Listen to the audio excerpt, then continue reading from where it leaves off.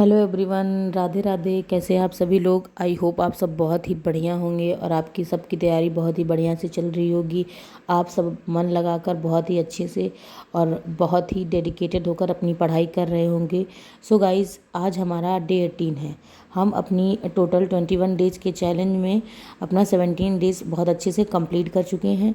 आज हमारा डे 18 है, जिसमें हम अपनी प्रिपरेशन वैसे ही ज़ोर शोर के साथ, उसी हाई एनर्जी के साथ करेंगे। जब हमारा 21 डेज़ कंप्लीट हो जाएगा, फिर अपना एक बार सिलेबस चेक कर लेंगे कि हमारा कितना सिलेबस कवर हो गया है और कितनी चीज़ें हमने अच्छे से कंप्लीट कर ली हैं। फिर हमारा जो नेक्स्ट टारगेट आएगा, यानी नेक्स्ट जो प्लान रहेगा, जो सीरीज चलेगी, उसमें क्या करेंगे हम, उसके आगे की क्वेश्चन और उसके आगे की जो है चैप्टर्स तैयार करेंगे।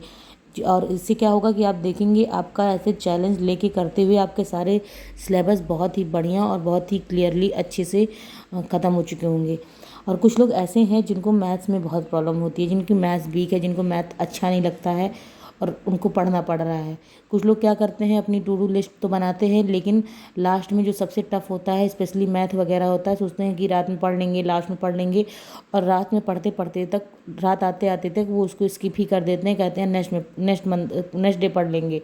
पर ये बहुत बहुत ही ज़्यादा, मतलब आपको समझ लीजिए, एक तरफ से आप डिमोटिवेट भी होते हैं और दूसरी चीज़ कि आप अपना सिलेबस कंप्लीट करने से बहुत पीछे हट रहे होंगे।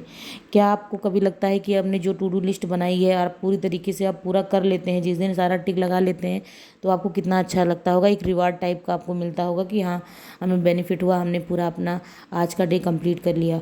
और कुछ लोग क्या करते हैं, उनका एक दो टॉपिक है, स्पेशली रीजनिंग और मैथ, उसको स्किप कर देते हैं, कल कर लेंगे, फिर कल का स्किप कर देते हैं, परसों कर लेंगे।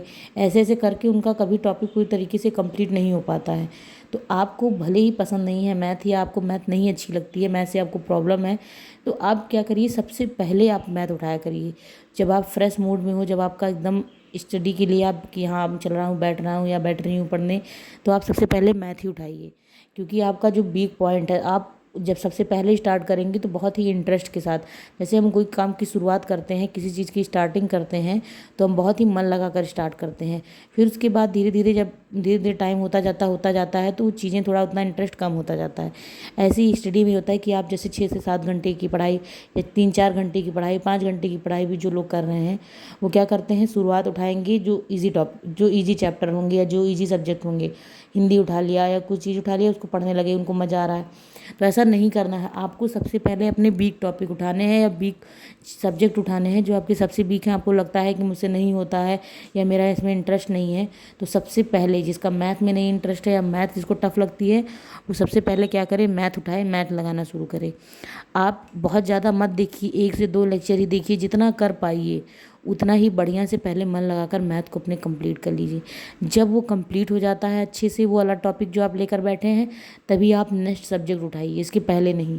और अगर आपको ज़्यादा टाइम लगता है तो आप ज़्यादा टाइम दीजिए मैथ पे, क्योंकि आपकी मैथ वीक है, तो आप ज़्यादा से ज़्यादा टाइम उस पर फोकस करिए, उस अपनी कमियाँ देखिए कि कहाँ दिक्कतें रह रही हैं, इसलिए आपका स्किप हो जा रहा है, आप छोड़ दे रहे हैं।